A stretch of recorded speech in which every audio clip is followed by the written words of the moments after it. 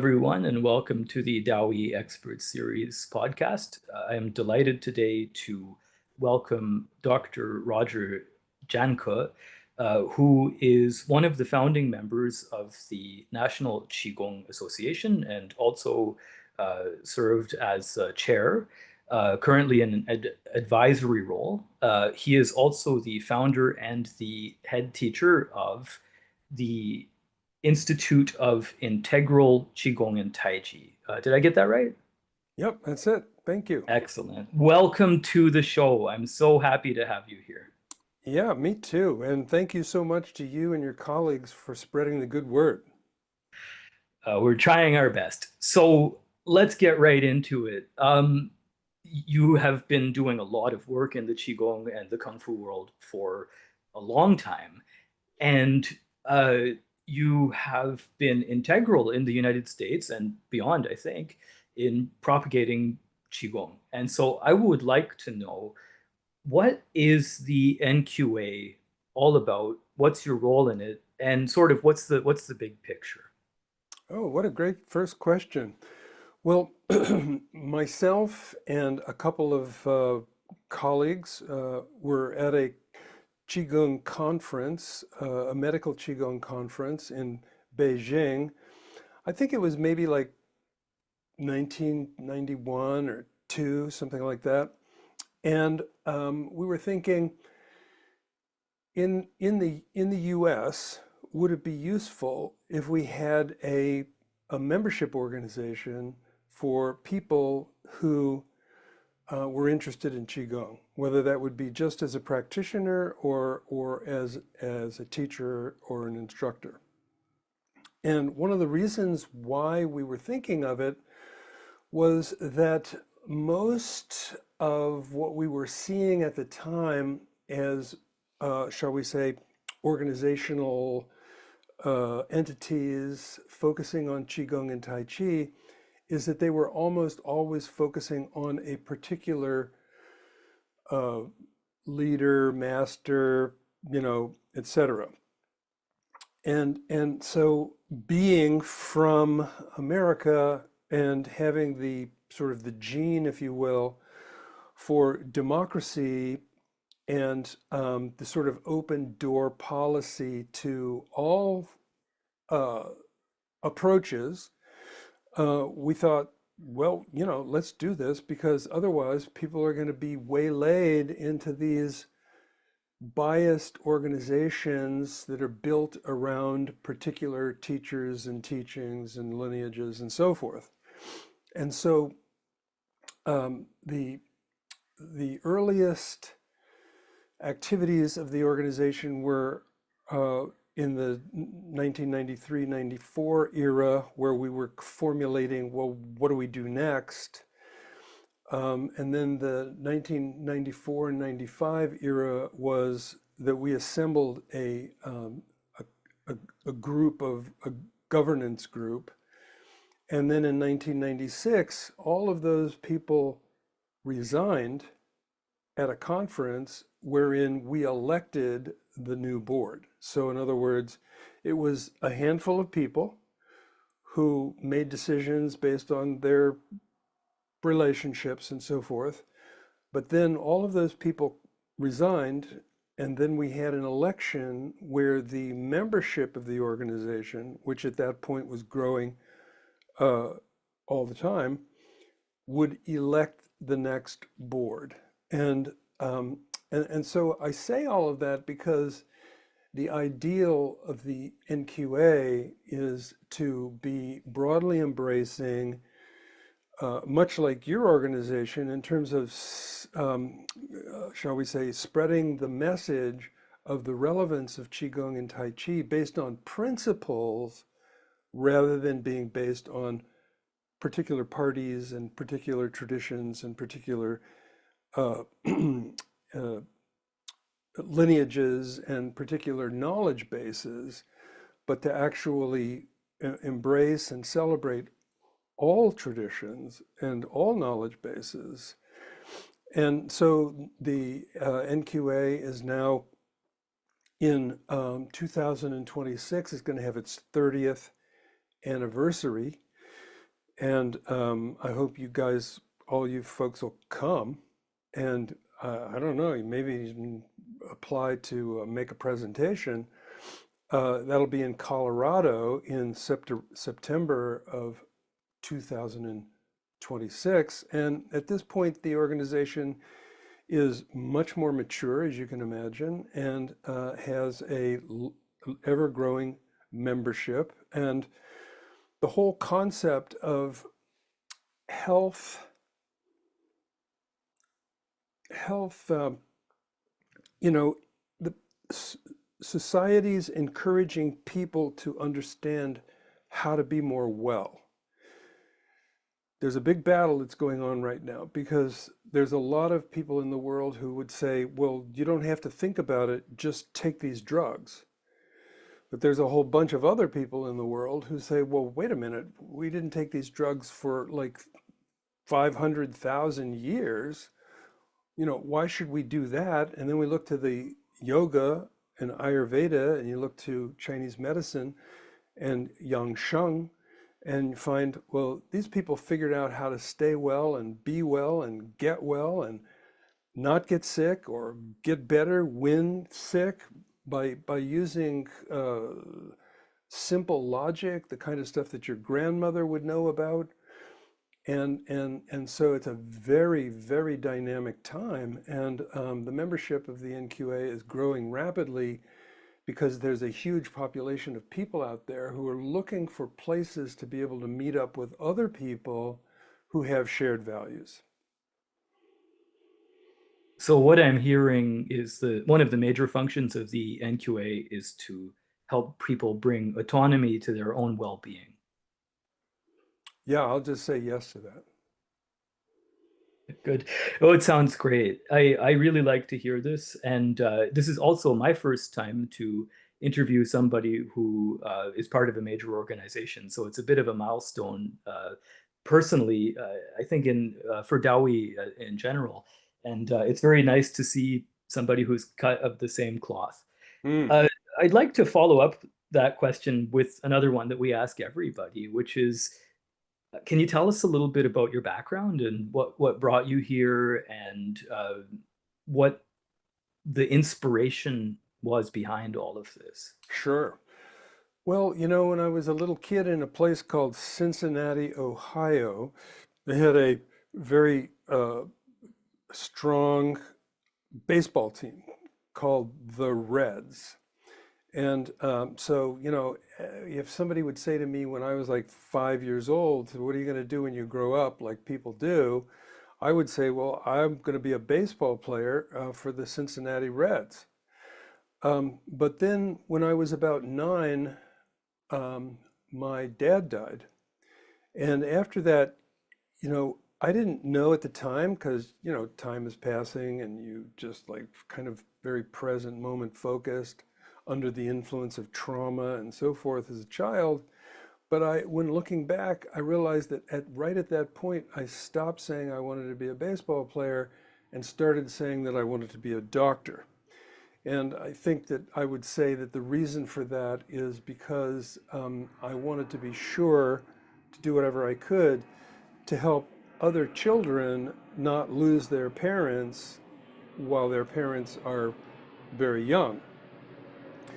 And so I went to medical school, but what I realized in medical school is that the and many people told me this, say, we're doctors, we don't know anything about preventing disease. We just diagnose and treat disease. That's what we do.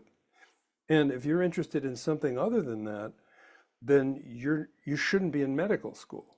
And so I dropped out. And it was right around the same time that I burned my draft card because there was a war going on in Vietnam, and I didn't believe in that.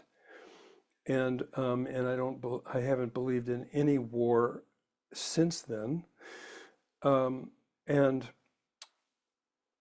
so in college, I changed my major to business, and I kind of flunked out. I liked the idea of starting a business, and I was starting a business at the time while I was in college.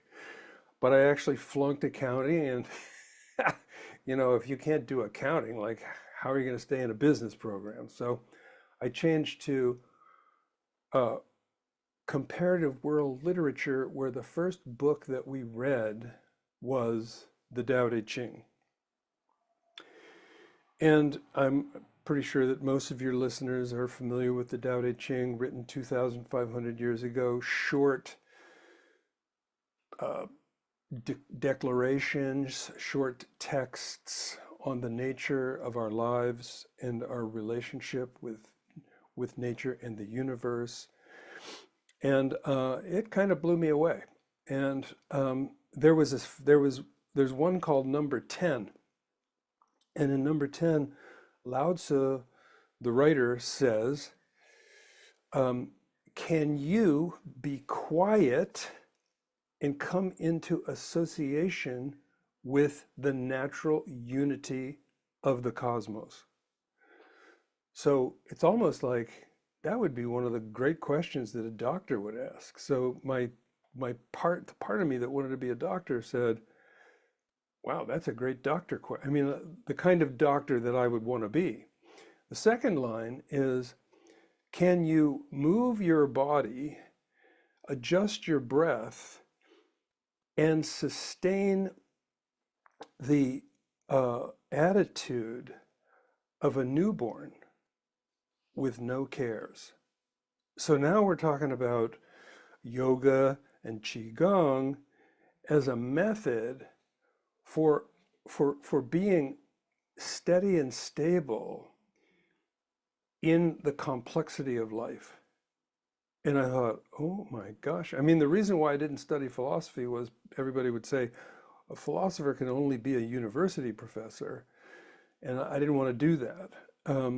So, how is comparative literature any better than that? I have no idea looking back. But the point is that that whole idea of somebody asking somebody else, can you still your mind?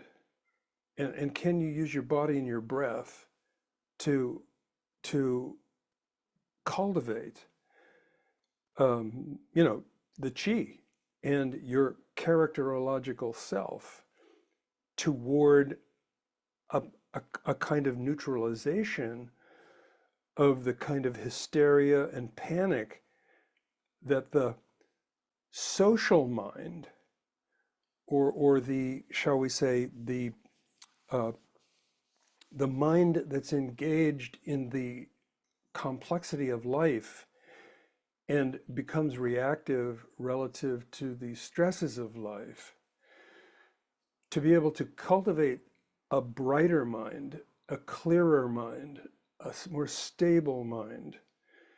And that just seemed like so powerful to me that it awakened the idea. Well, I said to many people at the time, I'm going to be a doctor of this. I'm not going to be a doctor of that, because they already told me they don't care about preventing diseases. I'm going to be a doctor of this. And so after I got out of college, I studied Chinese medicine and had a 40-year clinic of clinical practice and treated thousands of patients and taught everybody Qigong. And we would have like free Qigong, community Qigong classes as a funnel for people who would like say, well, I have shoulder pain, you know, sounds like you're an acupuncturist. Maybe I should try having some acupuncture and so forth. And so it was very complimentary and super exciting to, it was like being a detective and solving difficult cases. And you can imagine how inspiring that was.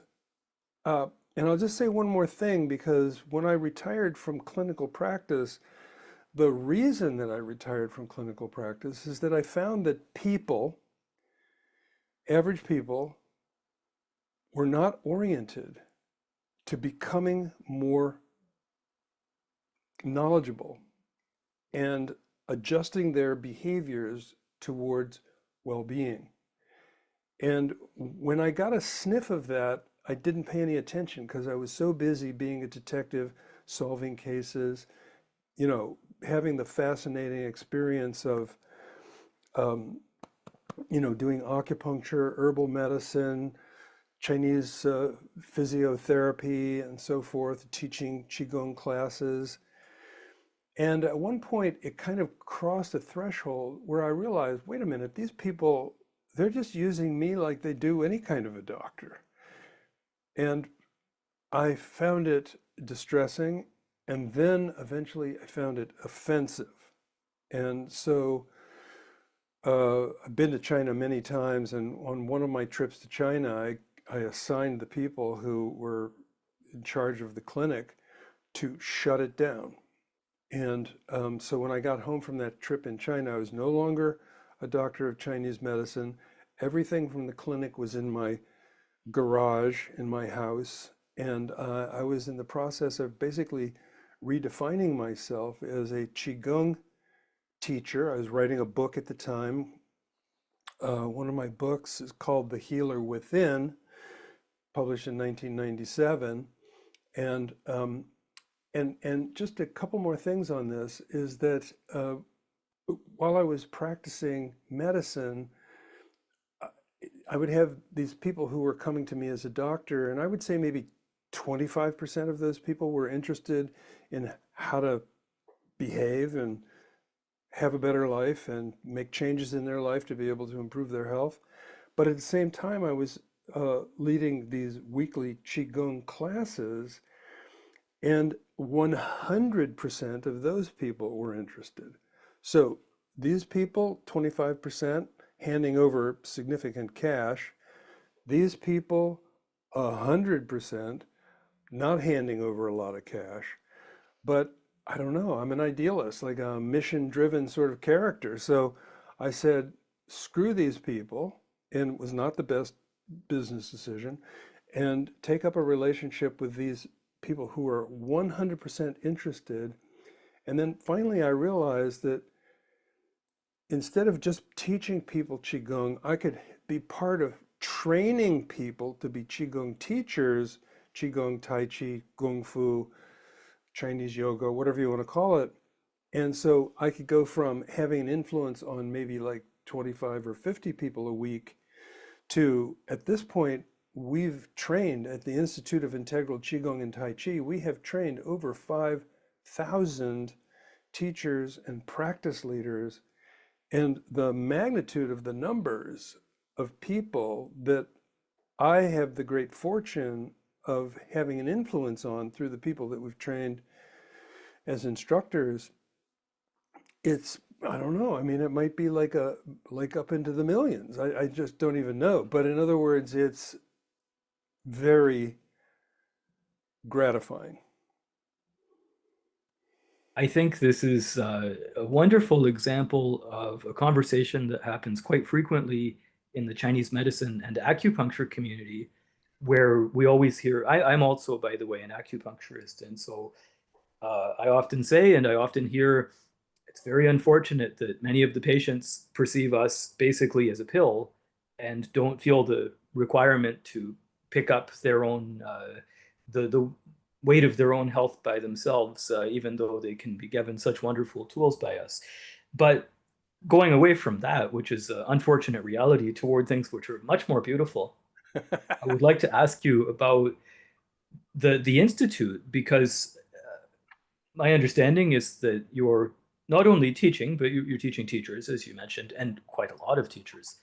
So I would like to ask more details about that, especially what kind of practices you're teaching and what you think is valuable in Qigong and Tai Chi, because I think where people place value, it can tell us a lot about the broader community. And it seems like you really have a drive to go in a particular direction, which is very fruitful and very driven toward health. So please help me to better understand that. Yeah, thank you.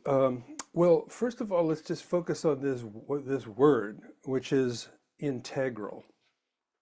And integral is it's got a lot of meanings. uh, one of the other words that's associated with integral is integrity. And as many of your listeners know, uh, integrity is a virtue.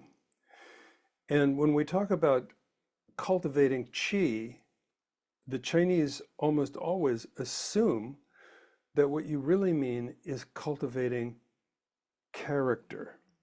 So it's not just the qi of the organs and the function of the body, but it's also the qi of, shall we say, the persona or the consciousness or the character. And of course, many of your listeners are familiar with the three treasures. The body is a treasure, sometimes referred to in the Chinese tradition as Jing, meaning the most subtle aspect of the physical self. Uh, then the mind and consciousness, and of course, everything about the qi is under the influence of the choices that we make. And so when we say Jing, Qi, Shen as three treasures, when we get to the Qi part, yes, it's energy, but it's also consciousness. And then the third treasure is the transcendental aspect of our being. So Qigong is founded originally as a methodology for integrating the body, consciousness, and spirit. And so that is the foundation of the Institute of Integral Qigong and Tai Chi. It goes to integration and integrity. But when we talk about integration of the three treasures, we're talking about creating a purposeful alignment between the choices that we make from the heart and the mind and the function of the physical self, as well as opening ourselves to be more infused and expressive of the spiritual self, Shen. And so the concept of integral has so many meanings. And one other of the meanings of integral is drawing on many streams. So when the many streams come from this side of the mountain and that side of the mountain into the central stream, which then goes into the ocean, that's kind of like saying, well, there's the martial Qigong, there's the Buddhist Qigong stream, there's the Taoist Qigong stream, there's the Confucianist Qigong stream, and there's the medical Qigong stream.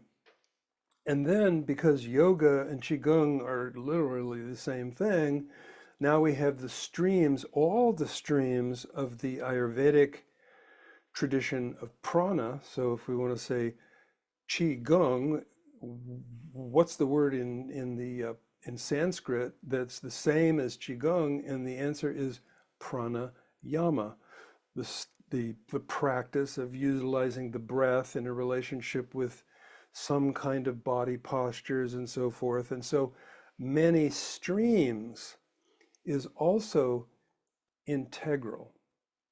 And then finally, in engineering, integrity, or the concept of integral in engineering, is that instead of being hard, it's flexible. So when you build a building in San Francisco, which is at risk for earthquakes, you make sure that it's stable, but also flexible. Same with a bridge. You build a bridge and you don't want the bridge to be brittle and solid and unmoving. You want that bridge to be able to adjust to wind and weather, and even if something bumps into it. So the word integral is just awesome. And if you look into Taoism and you ask the question, are there any words that you can use to modify the word Tao, whether you spell that DAO or TAO, the concept of the integral way, the integral Tao, means all the things I said about the word integral applied to finding the way and pursuing the way and living into the way. And so that's the foundational ideal of the Institute of Integral Qigong and Tai Chi. So then let's go to Tai Chi because, there's a lot of debate and argument about the Yang people and the Chen people and the Wu people and the Hao people and the Sun people and all of their biases about who got it right and where'd they get it and, who started it and where did it come from? And oh my gosh, it goes all over the place. And in the Institute of Integral Qigong and Tai Chi, we do not care. What we care about is that Tai Chi exists. So now, what is the origin of Tai Chi? Well, it's not that an exercise, it's not a meditation, it's not a martial art. It's a cosmological feature of the world, which we could call dualism. So you got night and day, you got hot and cold, you got up and down, you got past and present, and all of these dualistic features which make up the world, that's called Tai Chi. So then understanding the nature of the world, and particularly understanding the nature of the world in relationship to where the world comes from. So if the world comes, like we'll just call it the Big Bang, if the world comes from a no thing to become a some thing, how did the Chinese talk about that? Well, they say that the no thing is called Wu Ji, and that the some thing is called Tai Chi.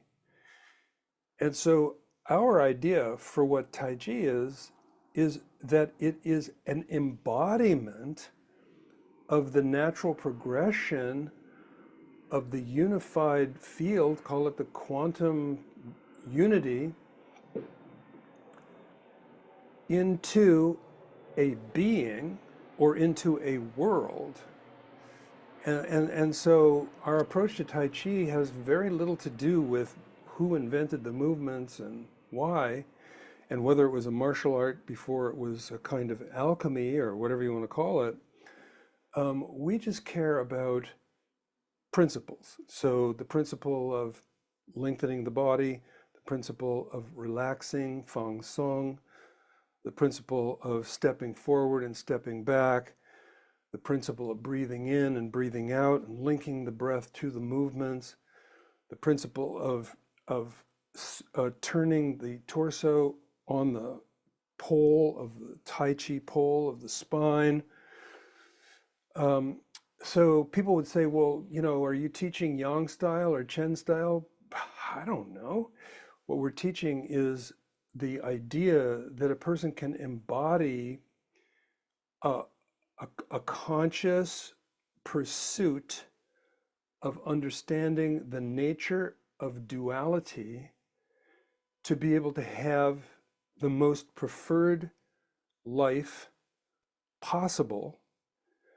And then when it goes to Qigong, how many kinds of Qigong? The scholars say that there's 10,000 kinds of Qigong. I met a doctor, a scholar from Korea, who said that there are 35,000 kinds of Qigong. So, which one of those did we choose? We didn't choose any of those. What we did was we created forms of practice, movements and gestures that are infused with meaning. And that meaning might be like, I wrote a second book called The Healing Promise of Qi. And in that book, there's something called the 10 phases of cultivating and mastering Qi. And so the practices that are in my book, The Healer Within, which is kind of like medical Qigong, very accessible medical Qigong, and The Healing Promise of Qi, which investigates the framework of inner alchemy or Nei Gong in a not just sitting and meditating version, but a version of Nei Gong or alchemy that's associated with these very gentle, easy to practice movements. Um, so all of that is in answer to your question, like, well, what about the Institute of Integral Qigong and Tai Chi, and what are you doing? Um, I know that's a long answer, but that is the answer. Right. Well, and it's very inspiring to hear too, because uh, on a personal level, you have been at this for much, much longer than I've been at this. And I always like to hear wisdom from people, not only who have been around for a long time, but who have done it. It's very, very important that people have this combination of having had the prerequisite background and actually having walked the walk, so to speak. But it also makes me wonder a little bit because you mentioned that you had been in China many times, but I think 1995 was one particular time that you mentioned. And the Qigong world in the 90s in China was very, very different than it is now. And it was really hot. I think they called it like a fever at that time. And I'm Yeah. just wondering what your perception of it was like at that time, but not only that, what treasure you brought away from it that you've put into your Oh, own practice and your own teaching. yeah, what a trip. Well, you're right. Qigong fever or Qigong rush was in full display. We know that Mao died in 1975, and from then it became less and less illegal to know about qi and to know about Chinese medicine. And previous to that, you could, if you were known to know about these things, your life was at risk during the Cultural Revolution. And so there was a lot of pent up, um, shall we say, interest in, well, what is qi? And the period of the Cultural Revolution made everybody shut up, and they burned all the books and they killed all these people and they put them in retraining farms and so forth. Um, and so numerous characters in China came up with ways to be able to bring Qigong forward. It was pretty easy to do Tai Chi because you could just say, no, Tai Chi is not a martial art. It's just a little practice that we do with old people in the park and so forth. And so a lot of people were doing that. And then some of the people would start to do Qigong stuff. And then, China's a big place. And um, the whole process of being released from the Cultural Revolution, the policymakers were focusing a lot on, how to get into the world finance system and so forth. And so they weren't paying a whole lot of attention to these Tai Chiists who started to show, uh, teach or whatever you want to call it, Qigong. And the first couple of versions of Qigong that kind of emerged into the public eye, one was called Guolin. Guolin Qigong was originally fashioned as a treatment for cancer. And it's really an interesting thing because later, a lot of research was done on Guolin's Qigong, and it was found that it's not limited to cancer at all. But at the time, the only refuge for safe mentioning of Qigong was to have it be medical. And for it to be medical, it had to be about a disease. So it's kind of like that thing that I said about when I was studying medicine in Cincinnati, Ohio, and I decided not to, because the only definition for medicine was diagnosing and treating diseases, and the Chinese were like up-leveling, supposedly, to the whole idea of what is the definition of medicine. Well, the definition of medicine is that anything that you would bring to bear on a disease. And so Guolin, on purpose or otherwise, created this practice for cancer patients. And it was interesting because I went to many Guolin Qigong meetings in Beijing, in Hangzhou, and in Guangzhou. And it was just a beautiful model of, it was almost like the 12 steps in, in addiction, where the people would get together. They would do Guolin's Qigong, which is a very simple walking form with a few other little bits of Qigong. And then they would go to a tea house and they would testify and tell stories. And so people who had recovered from cancer would get up in front of a microphone and tell their story, and people would be crying and carrying on, and you could see that this person was relatively well, and then another person would get up, and you could tell, like, this person is really just recently diagnosed. It's probably the first time. And then I would have a translator there, and they would say, oh, this person, this is the first time that they're speaking, and they've only been doing this for a couple of weeks, and they'd be like all gray and look like they're going to die in a few minutes.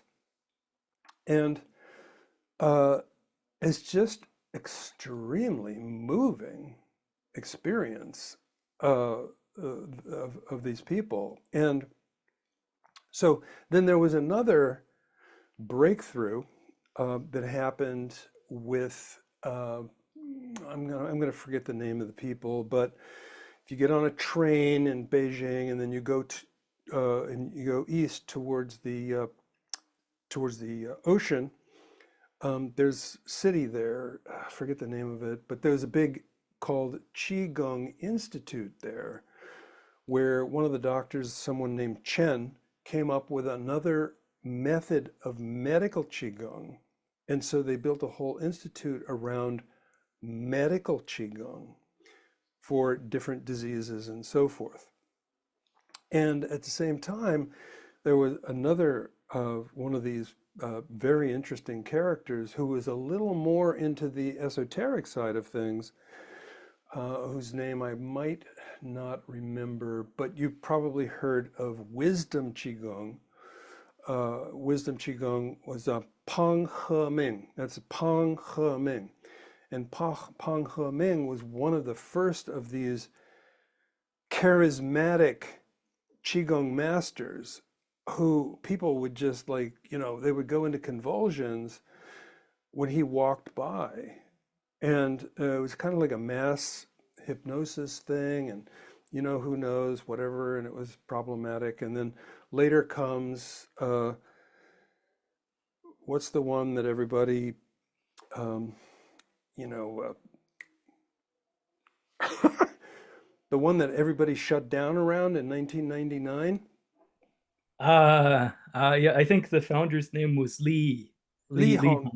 Li Mm. Hongzhi, and maybe we'll remember what the kind of Qigong is, but um, these guys, so Guolin and Chen, they were literally just practical Qigong. You do the practice, you turn on the medicine within, you heal yourself. Very empowering, very democratizing. Um, Pang He Ming and Li Hongzhi, they fancied themselves as kind of like conduits to the gods, which I find, offensive. But I went to the Pang He Ming's, what they called the medicineless hospital. Some people have heard of that. I spent a week there, and it was amazing. They would practice Qigong for more than an hour every morning and more than an hour every afternoon. And people were living in uh, a naval base that was basically the government gave Peng He-ming this entire facility, which was huge and had lots and lots of rooms in it. So it was a little bit like a hospital, but there was no medical treatment. It was just a place to live while you were practicing. Uh, Almost got the name of the Qigong, but the translation is uh, that is often used is called wisdom Qigong. And one of the weird things, and I think one of the ways that Peng He-ming arranged to have this be okay with the government is that once a person was well, then they would shift and live in another part of the facility where they actually dressed up in army uniforms and did marching.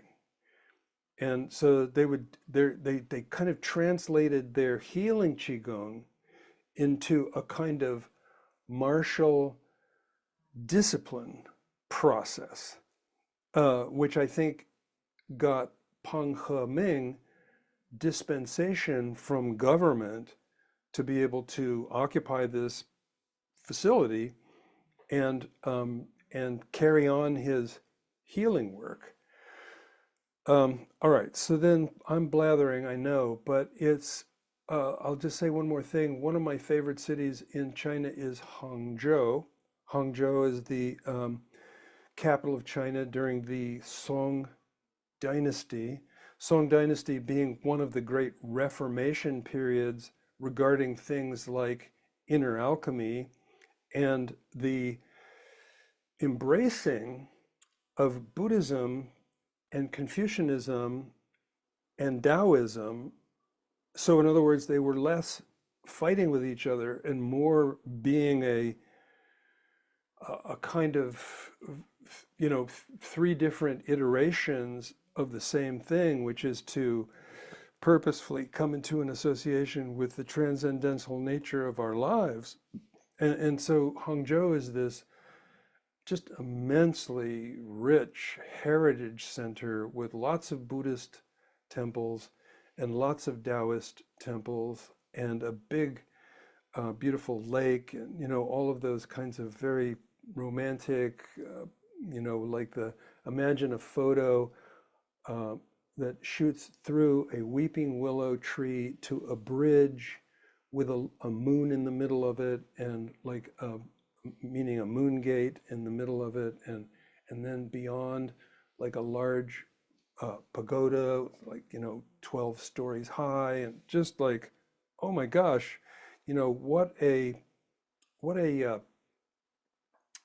rush of traditional Chinese culture. And then these beautiful tea houses with I don't know if you've ever seen this, but they have a tea thing where it's a big like teapot, and they shoot the tea like, across a long space into your into your pot or into your teacup, and everybody's all dressed up in, period like costuming, and it's just such an amazing place. And we used to go to what is called a sanatorium, a Qigong sanatorium. So you go to a Qigong sanatorium, and I mean, it's a health facility, but it's not a hospital. And people are practicing Qigong a lot and having massages and eating great food and spending time just resting. And it was a heyday of communism, and so like if you were to buy a newspaper on the street in China, there would be like two people. One person would hand you the newspaper, then you would hand them the money, and then that person would hand the money to the person who put the money in a pot. And so if one of those people needed time out, you could still get a newspaper and the money would still go in the pot. And the person who was a part of that work ethos could go to a Qigong sanatorium for a period of rest and recovery. So it's kind of like an ideal circumstance, and so we would get up at like 5 in the morning and go down to the West Lake, which is this gorgeous lake, and there around West Lake are all these very large uh, open spaces, and it would just be thousands and thousands and thousands of people out practicing Qigong, Tai Chi, Kung Fu. There'd be a little group of people. I always thought this was really interesting, who would spend their time upside down. So you basically set yourself up next to a wall or a tree, and there was this practice where you do qigong upside down with your, leaning on a leaning on a wall or a tree, which is basically, what more could you do to be able to maximize the flow of the lymphatic system than turn yourself upside down? And so, they'd be upside down doing breathing practices. There'd be all these people who are like walking backwards. We would talk to people and say like, well, why are you walking backwards? And they would say, well, because if you walk backwards, it turns back time, and you have to develop different brain capacity to be able to walk backwards without stumbling. And so it was just like being in a phantasmagorium, really. So I'll leave it there, but the stories go on. I'll just tell you that I've been to the Shaolin Temple uh, numerous times. I've been to Wudang Mountain, where supposedly Tai Chi comes from, numerous times. So it's just a very dreamlike, um, I think, slice, like a tiny little slice of a moment in time in China that I, had the blessing of being able to experience. And I don't think you could do it now. You can go to the Shaolin Temple. More lately, it's a little more what I would call commercial. And you can go to Wudong Mountain, and lately it's a little more commercial. And more people have more money in China right now. And so it used to be when we were going to China, it's like everybody was poor and nobody was traveling. Now everybody has money and they're all traveling, and it's a real mess. So yeah, it was really a very special experience. I feel very blessed to have had the experience.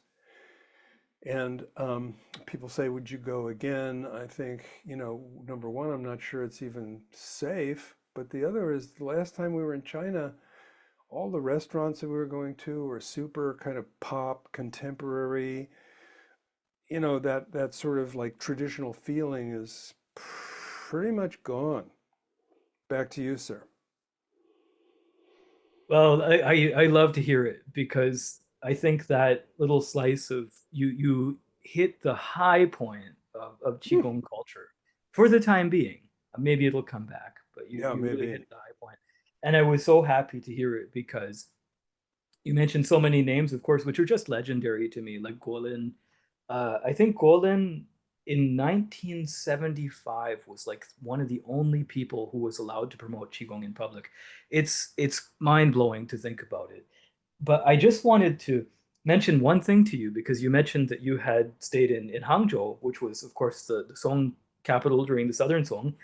I lived in Kaifeng, which used to be called Dongjing, the eastern capital, which was the northern Song capital, and it's just down the street from the Shaolin Temple. And I'd never been to Shaolin, but what I've heard now, the received wisdom from the locals is they have very good shish kebab. So, so that I think says everything we need to say about the current situation. Well, let me tell you just two things about Shaolin. One of the times that I went there was the 1,500 year anniversary of Bodhidharma's arrival. And it was absolutely hysterical.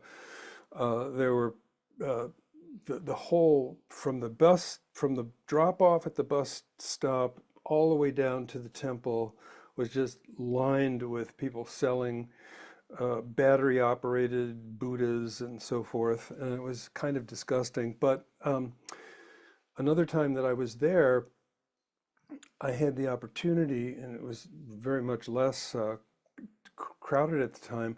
I had the opportunity to climb the Song Mountain to Bodhidharma's cave, and to be in that environment, whether there was a real Bodhidharma or whether there was a real person who we now call Bodhidharma, who was in that cave for 9 years, it doesn't really matter, because so many people who revere that story have stood in front of that cave, and and so the whole place is just infused with human um, reverence, and just like a of such a powerful moment. And another thing about Shaolin is that there are many kung fu schools there. Uh, at about 5:30 in the morning when I was there, the music would come on to these loudspeaker systems, and it would be like um, uh, the song. It was an American song that was very popular at the time, by a, a pop singer that I'll probably remember after we hang up. But the point is that I kind of tried to do a count, and it seemed to me like there were maybe 5 schools. Those 5 schools all had at least 300 students. Some seem like they have 500. They have these big plazas, and all those kids, many of them being even as young as 6 or 7 years old, all the way up to, sort of like Jet Li graduating from one of those schools, uh, at what, age 18 or something like that. Little kids and big kids, kung fu for hours. And my guess is that it must have been like maybe like 2, 3 thousand every day living in these environments. And of course, their parents would say, would you take my child? And they would say, sure. And the government gives them the money. And then what they're doing is they're training, well, kung fu movie stars, but at the same time they're training uh, military, police, and people who graduate into gymnastics and also into opera. Uh, how amazing. Last story about Shaolin. I went into a restaurant there and I asked for, I can't remember what, some kind of, soup that would be great. And what they brought me was a bowl of, uh, it looked like water with bones in it. That was it. A bowl of water with bones in it. And I thought, what are these people doing? And of course, I didn't know really what to say. And so I just went ahead and, ate the bone water. But I now know uh, how incredibly important bone marrow is. And so I think that that person who took my order thought, okay, this guy, he's here studying Kung Fu. He wants to live forever. And so I'm going to give him the soup that we give to people who want to maximize their longevity and their capacity to be able to become immortal. And that would be to basically have bone marrow soup. It sounds wonderful. I'm really happy to hear it, and it's quite a number of experiences. So I hope that in the future we'll have a chance to do this again. I just like to hear your stories, to be honest. Um, but let's move on to another track here. So I think we'll start to wind down pretty soon, Sure. but I we customarily ask a few questions. So one of the big questions is, and I think this is so appropriate for you to answer this question, out of all of the people that I've had the good luck and privilege to speak to, is where do you see Qigong going in the next decade? Yeah. Well, it's interesting because, you're in Canada, I'm in the United States. We know probably a little bit about Europe, and we know about the UK and Australia. We know a little less about Africa and Russia.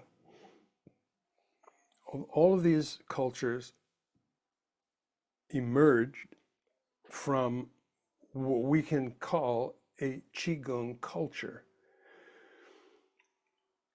They wouldn't have called it Qigong culture. So the Druids would call it whatever their name for the uh, transcendental energy that infuses life is. The Native Americans, North and South, would use their word, which I'm not familiar with. I studied Chinese medicine in Hawaii. Their word is manna. And we know that the Hebrews also have a word, manna, which has to do with some kind of blessed uh, resource from God. And so we know that no matter where a person lives, the genetic line of the people who live there have a, a, a, a tradition of cultivating well-being by cultivating the body, the mind, and the spirit.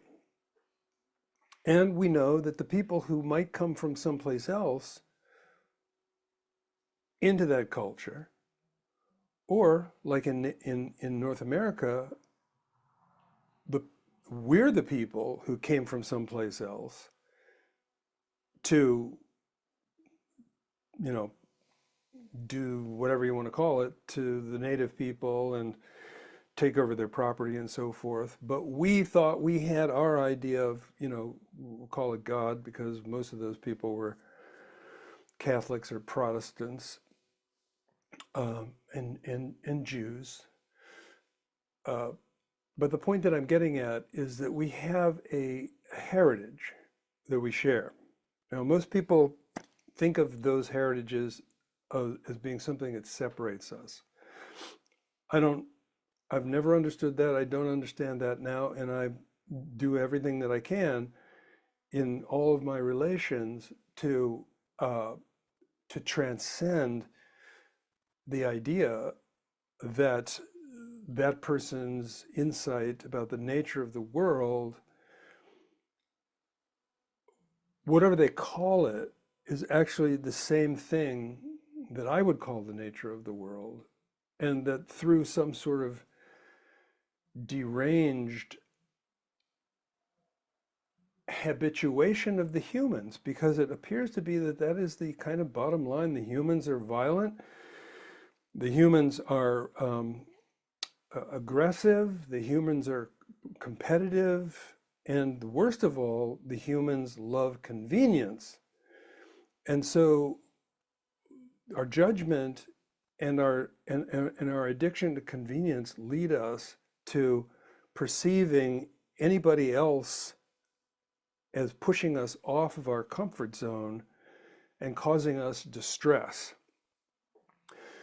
So if the question is, do I think that Qigong could have an influence on all of this? I think, well, hell yes, absolutely. Particularly if Qigong is brought into the public, which is what we do at the Institute of Integral Qigong and Tai Chi, as a non-aligned democratization of, of rich values which are typically shared by all cultures, then I think things will be fantastic.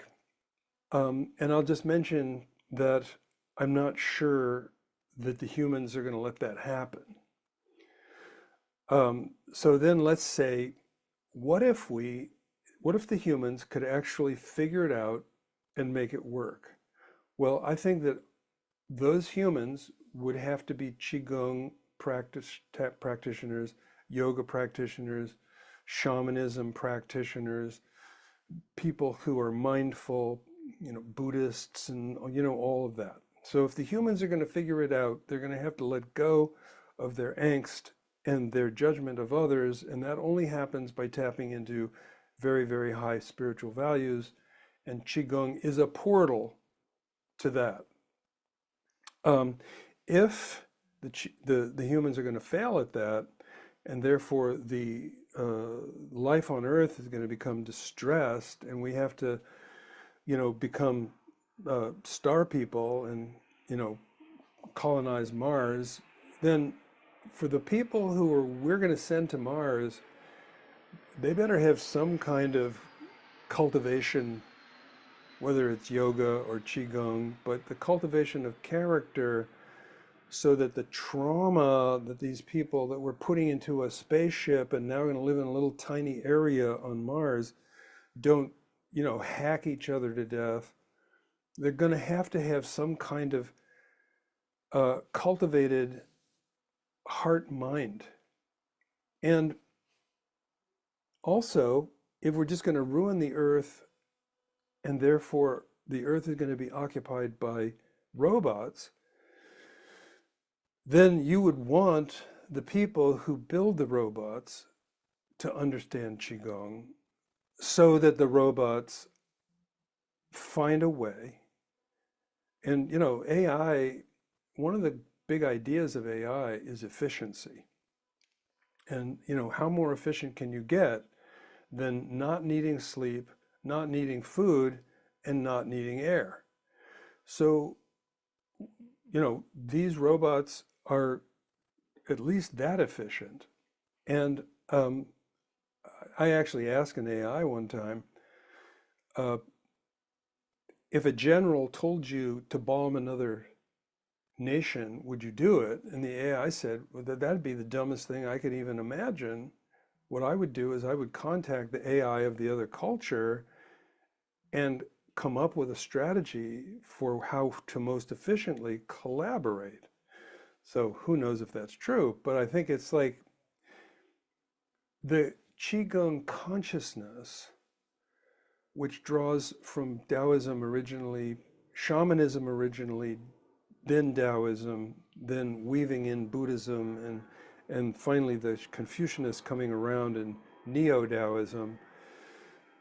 That's a very high-minded kind of human being that is, shall we say, uh, nourished by those traditions. So I think it comes down to really the answer to the question is that if it's destined for the humans to figure this out, whether it's by going to Mars, whether it's by fixing the Earth, whether it's by occupying the Earth with AI, who are basically, being nice to the humans. Every one of those cases requires consciousness to be fair-minded and logical, and to seek highest levels of efficiency. And so I'm going to do my part by being a teacher of these high ideals and using simple, accessible Qigong and Tai Chi as a portal of entry. And, I have to let go for my own well-being. I have to let go of whether that's going to be useful or not. I only do it because I know that that's the thing that I'm here to do. And having an expectation that it's going to actually accomplish something is only a stress on me. And so I'm going to pass on the stress, bring myself wholeheartedly two, using Qigong as a methodology for supporting the humans in leaving a legacy that we can all be proud of. And other than that, like Lao Tzu said, the master teacher or the sage does her or his part as fully as they can imagine, and then they turn to rest and creativity and gardening. And I got a big compost, like 50 years of compost out there. I've got fruit trees that I prune all the time. I have a garden that I'm working on. I'm planting native plants in a forest near me. I actually have a Bodhi tree. I have a Bodhi tree that I'm cultivating so that there's enough room under its first branches for someone to sit and contemplate. I'm going to plant that in a public place. So, I don't know what the future is. I have my intentions. I have colleagues. I have like in of the 5,000 people that we've trained as teachers, we've trained senior trainers, and these people are taking leadership positions. I'm turning to dust. So it's my intention to be able to leave a cadre of cultivated people to carry on the good work. I don't know. Was that did I answer the question? Yeah, that was great. Okay, so the very, very last thing is that we want to know how we can find you. Where do we look? And we'll put the links also, of course, in the description under the video.